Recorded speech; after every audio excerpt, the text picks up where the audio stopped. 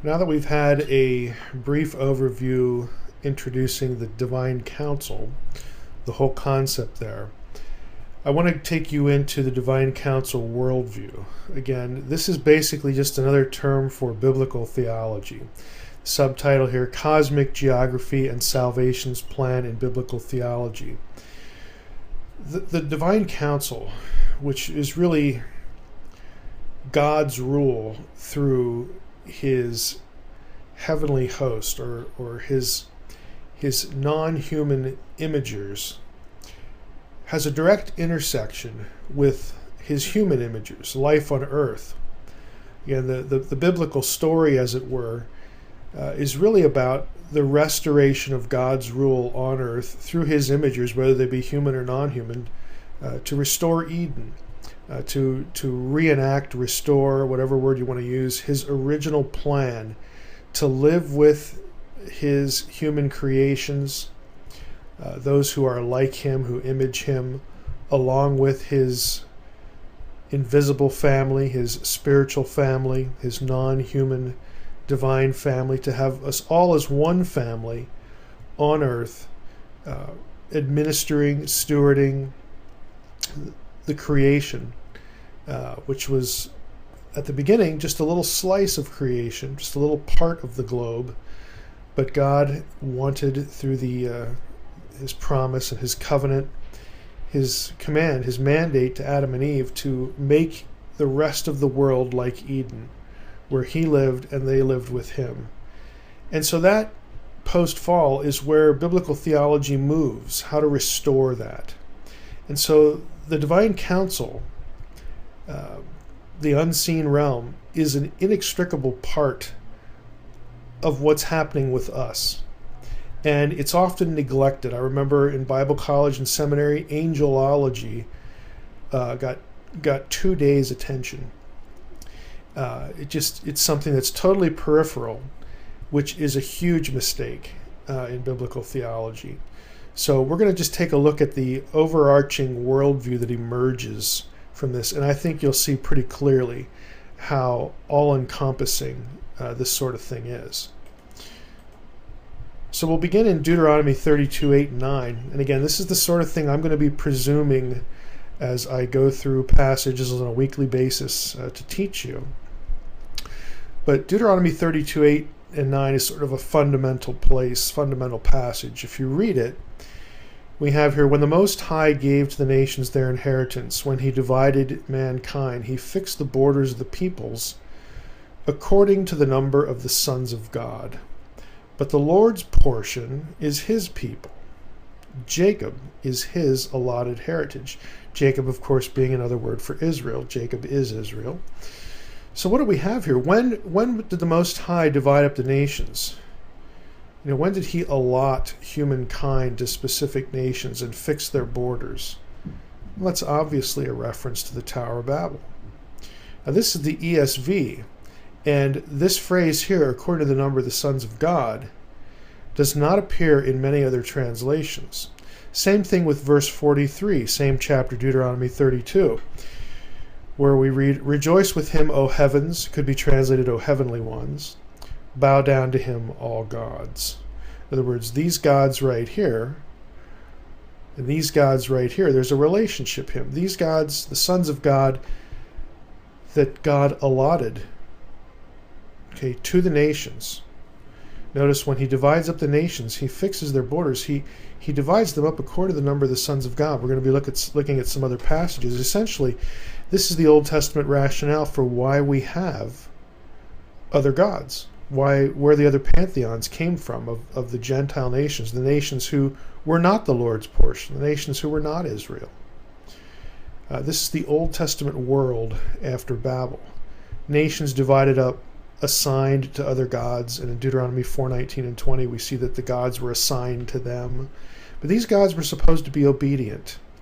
They were supposed to be obedient to the God of Israel, to Yahweh, the one who did all this, the one who was superior and supreme. I'm going to click out to Deuteronomy 32 here, and just so I can show you the footnotes here. ESV version again. We have here number 2. Compare Dead Sea Scrolls Septuagint Okay, that's where this reading comes from, the number of the sons of God. That is directly from the Dead Sea Scrolls, and it's reflected in the Septuagint, the Greek translation of the Old Testament.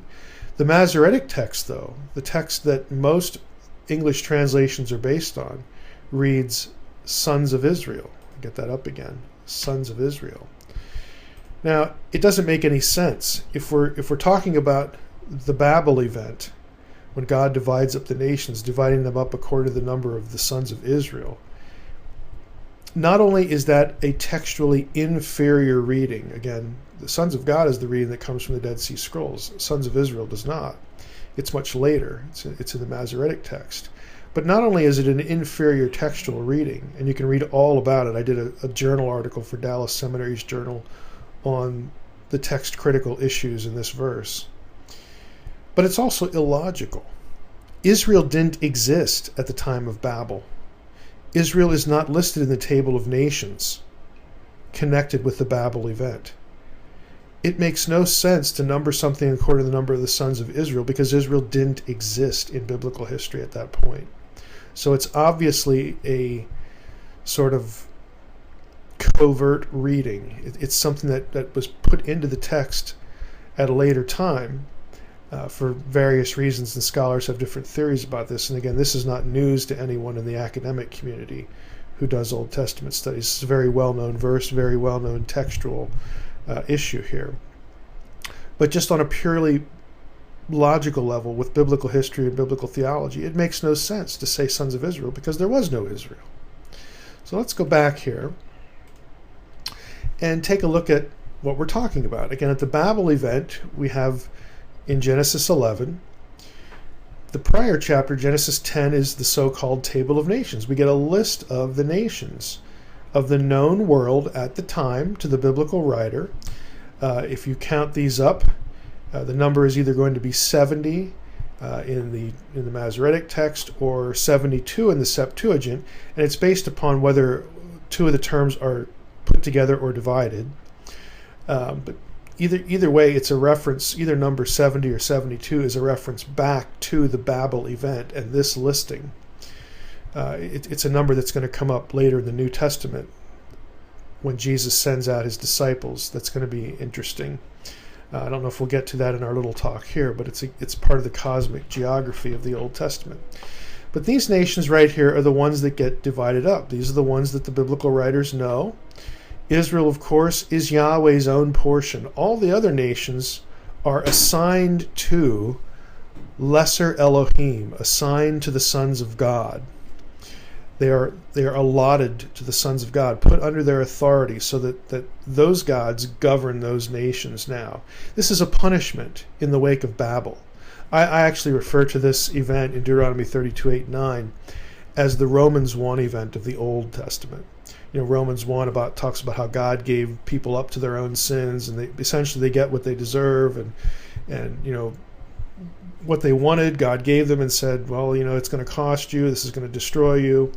You're going to be a slave to sin and all this stuff. Well, this is what's going on here in the Old Testament. What you have here is God giving up the nations. Up until the time of Babel, he had been working with humanity. He'd taken them out of the flood. He reiterated the covenant to Noah and said, now go disperse over the earth. Of course, they don't do that. They want to call God down at Babel. That's the tower, the quote-unquote tower they're building. Pretty much all Old Testament scholars believe that that's a ziggurat in a Mesopotamian context. And it's a temple complex. It's part of a temple complex. It's where you call God to you. And God says, no, this isn't what I said. I said go and disperse the nations, because the whole program here is about spreading my good rule over the whole earth, restoring Eden, making the globe Edenic, being my people and doing this in obedience to me. But they don't. They rebel. And so consequently God says, fine, if you don't want to listen to me, I'm going to put you under the authority of other gods, other lesser Elohim that report to me, and you're going to have to deal with them. Now, I want them to administer justice and all this sort of stuff. Psalm 82, which we looked at in the last video, is God looking at the gods of the council and saying, you have corrupted judgment. If you read the whole psalm, that's what it's about. God is taking the Elohim of his counsel to task. And at the end of the psalm, the psalmist says, rise up, O God, and reclaim the nations. Take the nations. Take the nations back. This is the logic behind, as we'll see in the New Testament, we eventually get into the New Testament era, the nations have to be reclaimed, and they're reclaimed with the gospel. Acts 2 is going to factor into this picture. We'll get there in a moment. None of this is accidental or coincidental. But the Old Testament view of what's going on is that at Babel, God said, Yahweh, the God of Israel, said, enough of this. I'm abandoning you. I'm disinheriting you. I'm putting you under the authority of other gods. And you know what I'm going to do now? I'm going to create my own people.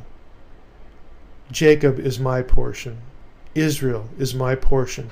That's why in the very next chapter of Genesis, chapter 12, what does God do? Right after Babel, he calls Abraham. And he makes a covenant with Abraham and says, I'm going to take you, and it's going to be through you that I'm going to raise up my own family, my own seed. Yeah. The new Eden, the new Edenic program here, run through Israel. And so the rest of the Old Testament is the story of Israel against the nations, Yahweh against the other gods, because the other gods eventually are going to rebel, and they're going to seduce Israel to worship them instead of Yahweh. Now, this picture, again, the disinheritance of the nations, the call of Abraham in the next chapter, it's actually reflected in the New Testament in a number of places. We're just going to go to one. Look at what Paul says here in his sermon at the Areopagus. He says, the God who made the world and everything in it, being Lord of heaven and earth, does not live in temples made by man, nor is he served by human hands as though he needed anything, since he himself gives to all mankind life and breath and everything. And he made from one man every nation of mankind to live on all the face of the earth, having determined allotted periods and the boundaries of their dwelling place. Okay, this is hearkening back to Babel. Why? Why did he do that? Well, he disinherits them, puts them under the other gods, but the whole purpose, because he calls Abraham right after he punishes the nations and assigns them to other gods. He calls Abraham. Remember what God said to Abraham? Through you, all nations of the earth will be blessed. Why does he do that? Verse 27, that they should seek God and perhaps feel their way toward him and find him. Yet he is actually not far from each one of us. This is part of Paul's message. The reclaiming of the nations that were disinherited back at Babel and put under the authority of other gods who become hostile to Israel and seduce the Israelites, Yahweh's people, away from him. And again, this is the Old Testament story. Israel against the nations, Yahweh against their gods. Let's look at a couple other passages. In Deuteronomy 4, 19 and 20. This is the parallel passage to Deuteronomy 32, 8 and 9.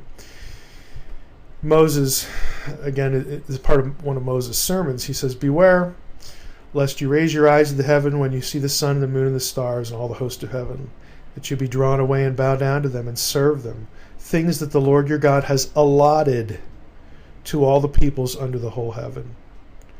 So right here, we have it again.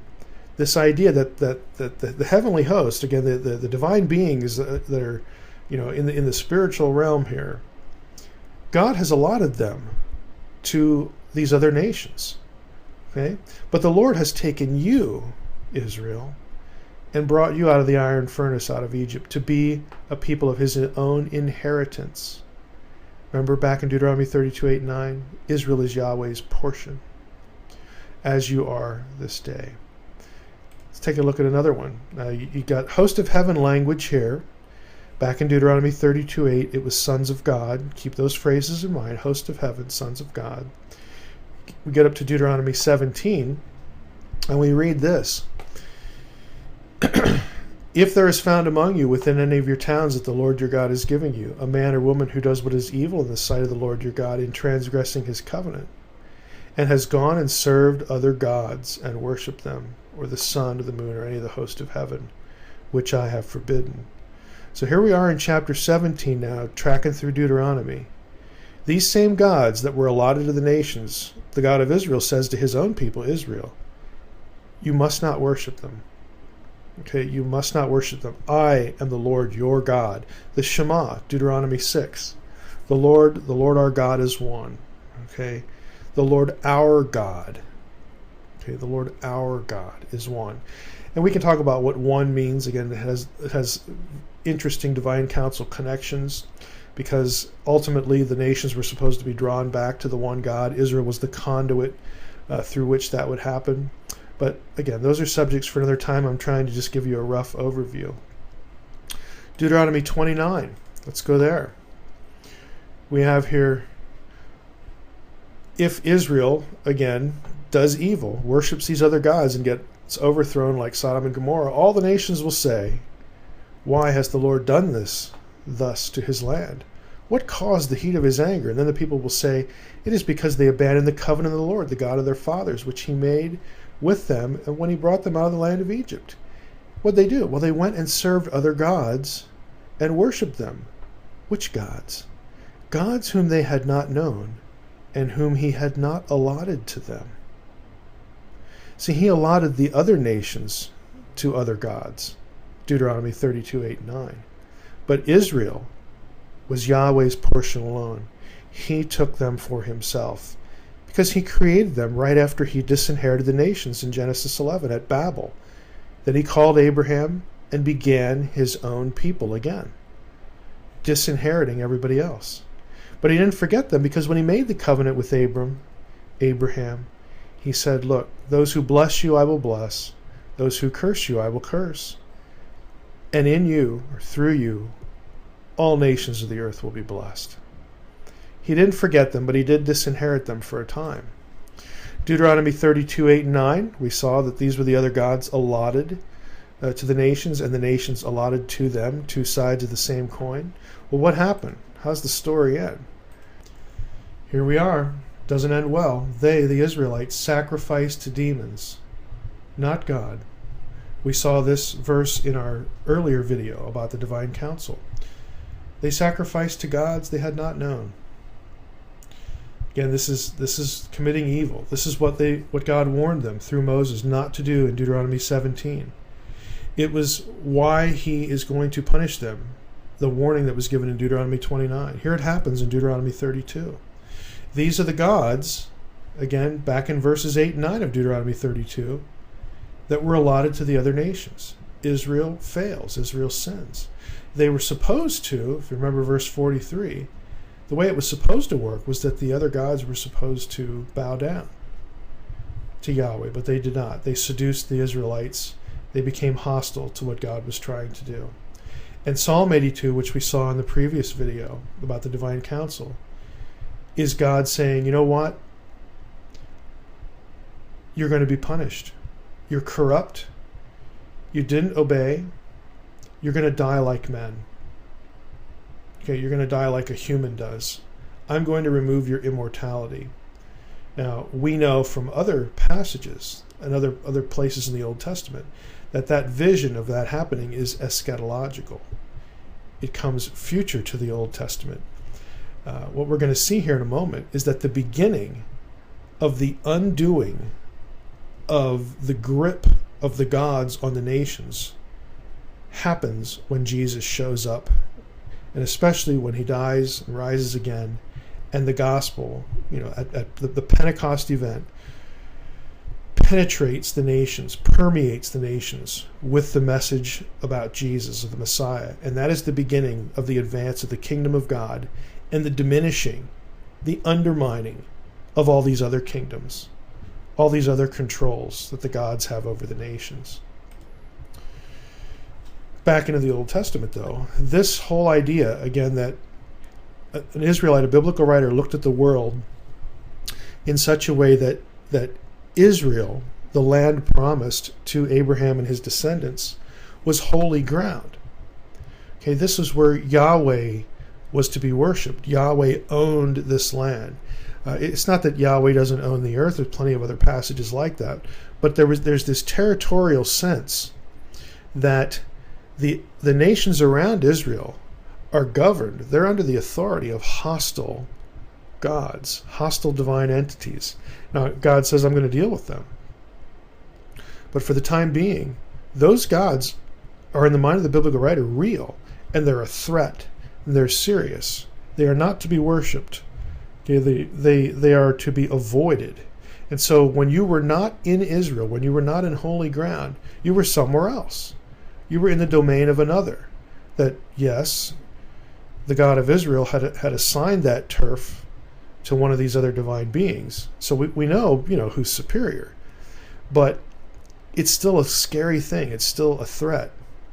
You're still on territory that was not promised to you by covenant with your God, with the God of Israel. This helps to explain a number of different passages. Let's go to 1 Samuel 26. When David, again, is fleeing from Saul, he winds up, in different parts of that whole episode, that whole fiasco, running from Saul and whatnot. In this particular passage, 1 Samuel 26, David again has come upon Saul and has spared his life. And look at what he says. When he's going back and forth with Saul, he says, "Now therefore let my lord the king hear the words of his servant. If it is the Lord who has stirred you up against me, may he accept an offering. But if it is man, may he be cursed before the Lord. For they have driven me out this day, that I should have no share in the inheritance of the Lord, saying, go serve other gods." Again, is David denying the omnipresence of God? No. What he's saying is, look, I'm no longer in Israel. You're chasing me all over the place. And there are times I get driven out beyond the boundaries of Yahweh's land, the land promised to us. And the people who are doing that say, go somewhere else and have another god, worship other gods. Again, it's this sort of consciousness that Israel is holy ground. Any other ground is not. Okay, it's under the dominion of another entity. 2 Kings 5:17. I won't click there, I'll just summarize this. This is one of my favorite stories. It's the story of Naaman the leper with Elisha. Remember, Naaman, he's from Syria.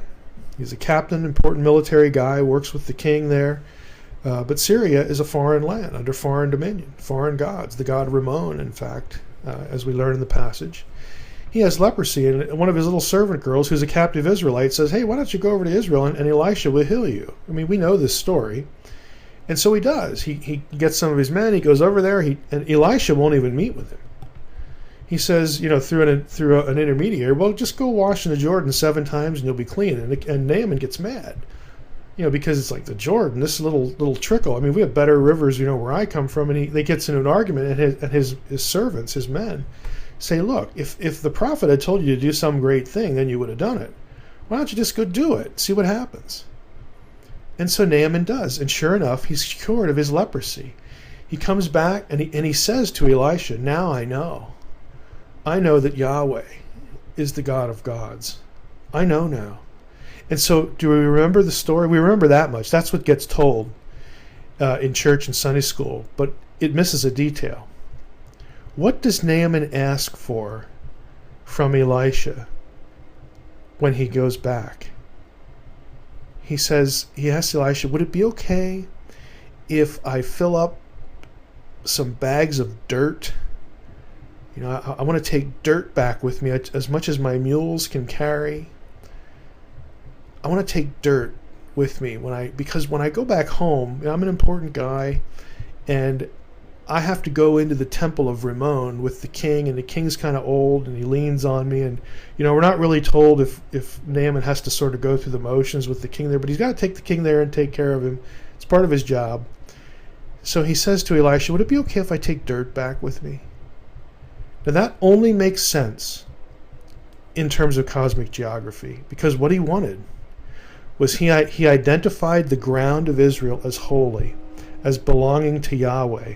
So we're not told exactly what he would do with it. Maybe he took a little with him. Maybe he sprinkled some on the ground when he had to go on the territory of Ramon, the foreign god. Maybe he'll carry a little bit with him in his pockets or whatever. He wants dirt because he wants to be on holy ground, because his faith is now in Yahweh, the God of Israel, not Ramon. Now he knows who is God.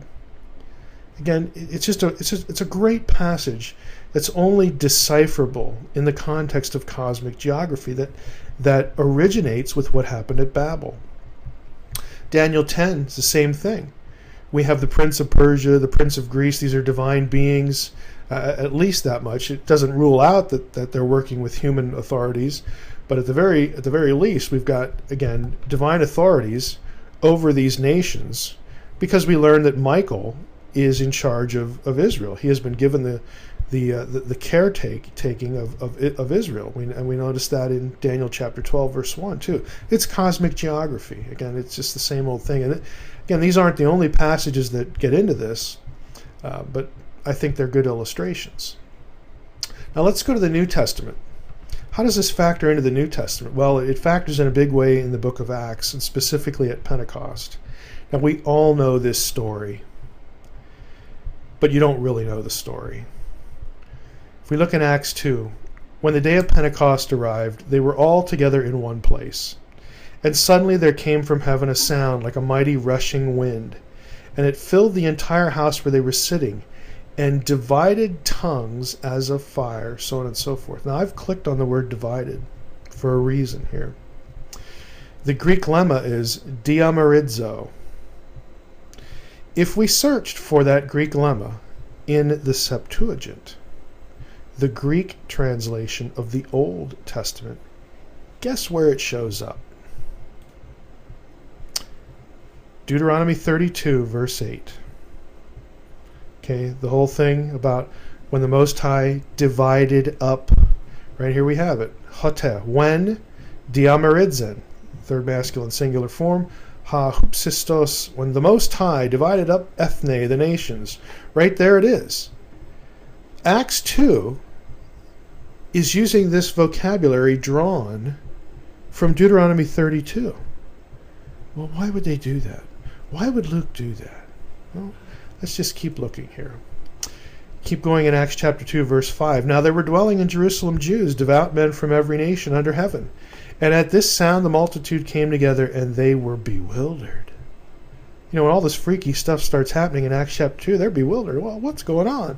Because each one was hearing them speak in his own language. Well, this time I've clicked on the word bewildered for a reason. The lemma, Greek lemma, is sunkeo. If we look this one up in the Septuagint, Greek translation of the Old Testament, guess where this one shows up? Genesis 11. What's Genesis 11? The Tower of Babel incident, when the nations were divided. Okay, what Luke is doing is he's putting little toeholds, little links, little bridges from the day of Pentecost back to the dividing of the nations in Genesis 11 and Deuteronomy 32. He wants his readers to mentally go back to that event, because that event is the precursor, it is the backdrop, it is the framework for what happens in Acts chapter 2. Now, Acts chapter 2, we read about what happens. The Spirit comes upon the followers of Jesus. They're enabled to speak in all these other languages. Who's there at Pentecost? Well, it's Jews from where? From all over the known world. All the nations. All the nations have some Jews living in them. It's like cell groups. You know, God has providentially used the disaster of the exile and the diaspora, all this stuff, to plant his people in these nations that he knows he will reclaim. And they're living there. And when it comes time for Pentecost, lots of them are going to come back to Jerusalem. And on this particular occasion, they come back to Jerusalem, and it's after the resurrection of this guy, Jesus of Nazareth, and they hear the message of Peter, and they see what happens in Acts chapter 2, the mighty rushing wind, the divided, the cloven tongues, the divided tongues. Everybody's been enabled to speak the gospel in all these different languages. This is infiltration. This is divine infiltration of the nations with the gospel. And the crazy thing is, if you read through Acts chapter 2, and you look at those nations, again, the ones in red here are the ones that are actually mentioned. The list, just watch this. The list starts over here in the east. This is the farthest penetration of the Jews during and after the exile. This is Mesopotamia. Okay, this is part of the Persian Empire. This is where Esther, winds up and all this sort of stuff, the Medes and the Persians. There are still Jews living here after the return from exile. So Acts chapter 2 tracks through, from the east, all the places where the Jews are living among the nations and starts moving west. Okay, and when it hits the Mediterranean, it heads north and south, the list. Right here and here. It's moving west till finally in Acts chapter 2, we hit Italy. But all this turf, okay, was ground that was known, nations that were known back in Genesis 10, back at the Babel event. It is a subtle sign to the intelligent reader that what's happening at Pentecost is divine infiltration and the beginning of taking every nation back through the Messiah, through Jesus. Look at the way Acts unfolds. Acts 2 is Pentecost. The story takes up, after Pentecost in Jerusalem, then it expands to Judea, Acts chapter 2 through 8. You get to Acts 8, and look at the places, look at the geography where things happen in Acts. Samaria. What's Samaria? Well, Samaria was the apostate northern kingdom of Israel in the Old Testament. Samaria is part of the Acts story. Why? Because God wants you to know that I'm taking that back too.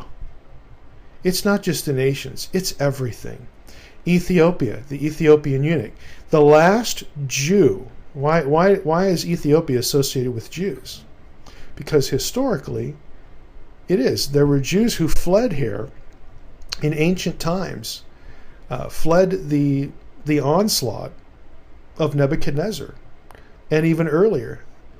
We know that there were significant Jewish colonies in Egypt and other parts of Africa, down into Ethiopia, Cush, and Cush, of course, is mentioned in the Table of Nations.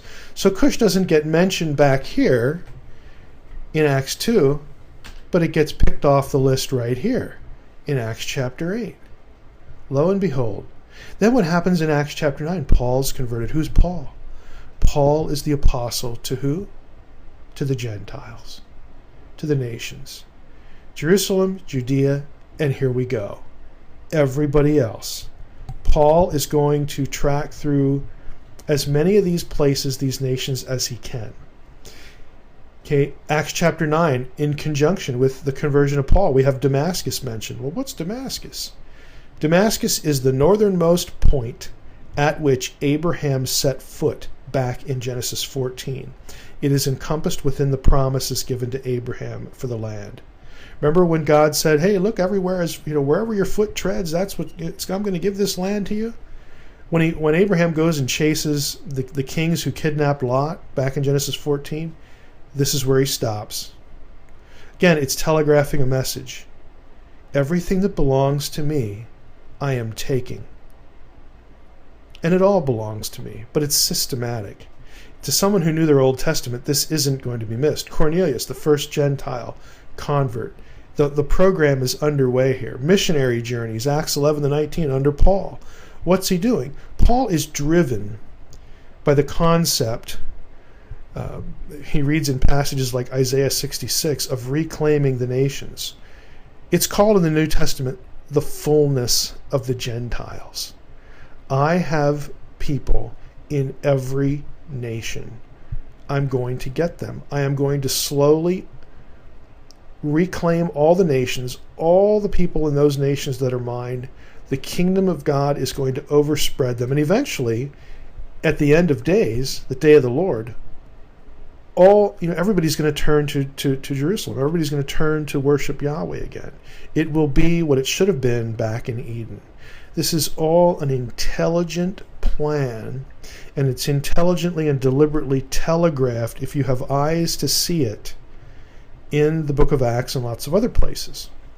Now, one really cool thing is Paul is driven to get to Spain for some reason. Rome and Spain. If you go back to the map, in Acts 2, the westernmost point is Italy. It's Rome.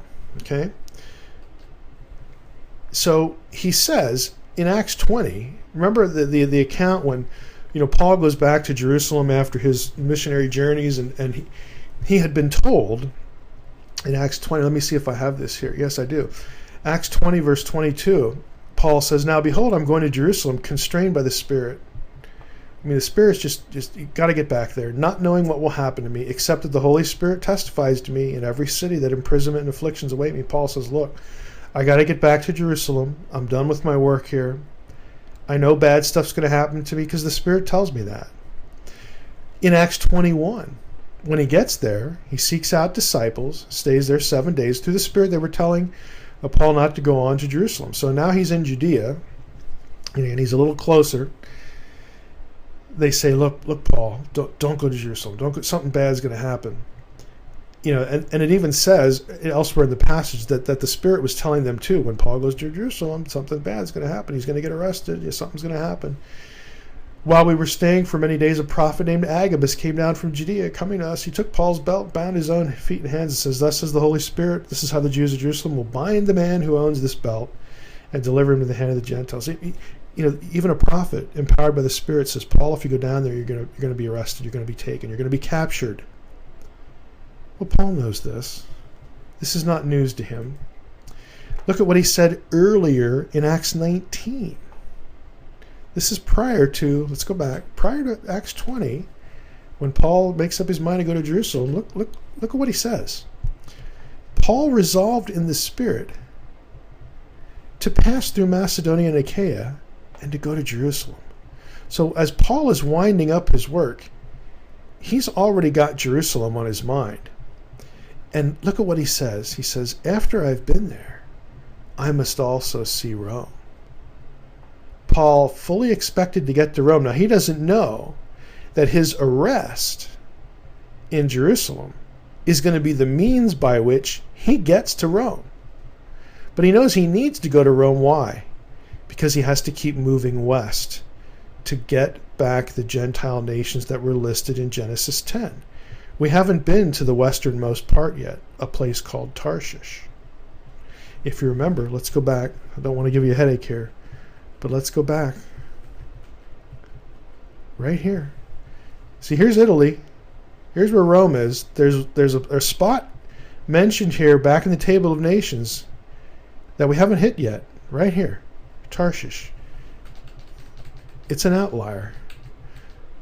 Paul says, got to get to Jerusalem, and I'm going to go to Rome too. And when he writes to the Romans, he gets arrested in 54. He's under Roman imprisonment. When he writes Romans, he's writing to them saying, "Hey, I'm going to see you guys. I'm on my way. I'm on trial. I'm going to go appeal to Caesar. I'm going to get to see you guys." Look at what he writes. "Thus I make it my ambition to preach the gospel, not where Christ has already been named, lest I build on someone else's foundation. But now, since I no longer have any room for work in these regions, these places where I've done my business, I'm done there. Since I have longed for many years to come to you, Roman believers, I hope to see you in passing as I go to Spain. And when therefore I have completed this and have delivered to them what has been collected, I'll leave for Spain by way of you." Why does Paul believe he's going to get to Spain? Why does Paul want to go there so bad? Why? Again, here's where Acts is going to end up. The journey back to Rome. Here's where he needs to go. Guess what? Guess where Tarshish is? Spain. This is why Paul wants to get there. Paul, in his mind, is living out, let's go back here, he is living out the fulfillment of passages like Isaiah 66, where God said, I'm going to reclaim the nations. Paul is fully conscious of the Old Testament worldview, that all these other places are under dominion, and the gospel needs to get to all of them to reclaim them for the God of Israel, who is incarnate in the Christ that he preaches. Paul is in serious trouble. He could end up with a death sentence. Eventually he does get one. But he is determined, I'm going to get to Rome, and it's going to work out, because I'm going to visit you guys in passing on my way to Spain, because I got to get there, because it's the last place on the list. And he's moving west. It's an intelligent plan. He knows what he's doing. He is fully cognizant of the Old Testament worldview. Look at his vocabulary for the powers of darkness. Now, Paul does use the word demons. We have Deuteronomy 32:8. But when the Most High divided the nations, divides them up under the number of the sons of God, and those sons of God become corrupt, and they seduce Israel. Deuteronomy 32:17, a few verses after the division of the nations is talked about. In Deuteronomy 32, it says that the Israelites worshipped demons and not God, gods they had not known, the gods that had not been allotted to them. Paul does talk about demons, and the word there in Deuteronomy 32 is shadim, comes from shadu. It is a guardian entity. Why is that language used? Because the other gods guard their turf. They own it. Okay, they were given it, and they consider it their domain. That's why you have this language. And look at what Paul does. When Paul uses the word demons, he uses it in 1 Corinthians 10, where he's quoting Deuteronomy 32. It's not an accident. But the other vocabulary he uses, rulers, principalities, powers, or authorities, the exousia, powers, dunamis, dominions, lords, thrones, world rulers, except for dunamis, which I think occurs once. All of these other terms are terms of geographical rulership. Again, this is not an accident. Now, what's really cool about this, get it in your head. In the Old Testament worldview, God, the real God, Yahweh, the unique Yahweh, the one who is an Elohim, but no other Elohim is him, the one who chooses to surrender these nations, chooses to disinherit them, to throw them, give them what they want, punish them, put them under the authority of other gods, and then he takes Israel as his own in Deuteronomy 4, Deuteronomy 32. And the rest of the story is Israel against the nations, the gods against Yahweh. That's your Old Testament. And then we see what happens in Acts about this great reversal. Well, where does it end? Because we, as humans, back in Eden, in Genesis 1 and Genesis 2, and of course the garden scene, we were supposed to be part of this. Well, guess what? We are going to be part of it, and Revelation says that. And a lot of other passages that I have to skip for time. The whole concept in the New Testament of divine sonship includes ruling and reigning with Christ. Look at some of these passages in light of the Deuteronomy 32 worldview. Revelation 2, Jesus is speaking. Look at what he says. Nevertheless, hold fast to what you have until I come. And the one who conquers and who keeps my works until the end, I will give him authority over the nations. Now catch this. And he, this one that overcomes, this believer, this hypothetical believer, he will shepherd them with an iron rod and will break them in pieces like jars made of clay. Do you realize where this comes from, the iron rod? That comes from a messianic psalm. Jesus, who is the Messiah, is describing believers like Messiah, shepherding with an iron rod, authority over the nations. And then he continues, and also I have also received from my Father this authority, and I will give him, the believer, I'll give him the morning star. Well, what's that? Well, the morning star language in Revelation 2:28 is messianic as well. It refers to a divine being. Divine beings were referred to as stars. Job 38:7, the sons of God are called the stars of God, and other passages. But this one here, the morning star language associated with the Messiah, with Jesus is the speaker, harkens back to Numbers 24:17. The star language associated with the Messiah. A star will go out from Jacob, and a scepter will rise from Israel. Notice that the star doesn't rise over Jacob. Jacob isn't territory. Jacob is Israel. But this passage is not quoted in the birth story of Jesus by the Magi. That is not what it refers to. This is not about the star of Bethlehem. where it identifies the place where Messiah is born. This says a star will go out from Jacob. It refers to a person who will come from Israel and have a scepter.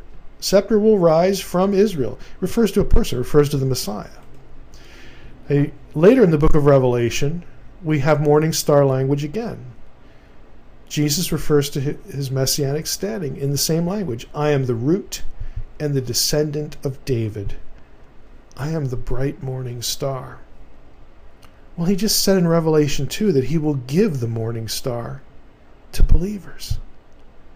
And he quoted Psalm 2 about believers ruling with a rod of iron the way Messiah does, the way Messiah is supposed to. Do you realize what's happening here? Jesus himself is connecting us, believers, with him and with his right to reign. Who? The nations who were disinherited. Revelation 3. Behold, I stand at the door and knock. If anyone hears my voice and opens the door, indeed I will come into him and dine with him, and he with me. We know that part. We know that part. We got nice pictures of it. Of course, we skip verse 21, which is very unfortunate. The one who conquers. I will grant to him to sit down with me on my throne, as I also have conquered and sat down with my Father on his throne. We're not going to be floating on clouds, playing harps, and having a jam session around the throne of God. That is not what heaven is. Heaven is dominion over a global Eden. We rule it, we enjoy it as was originally intended, and there is no more threat of evil.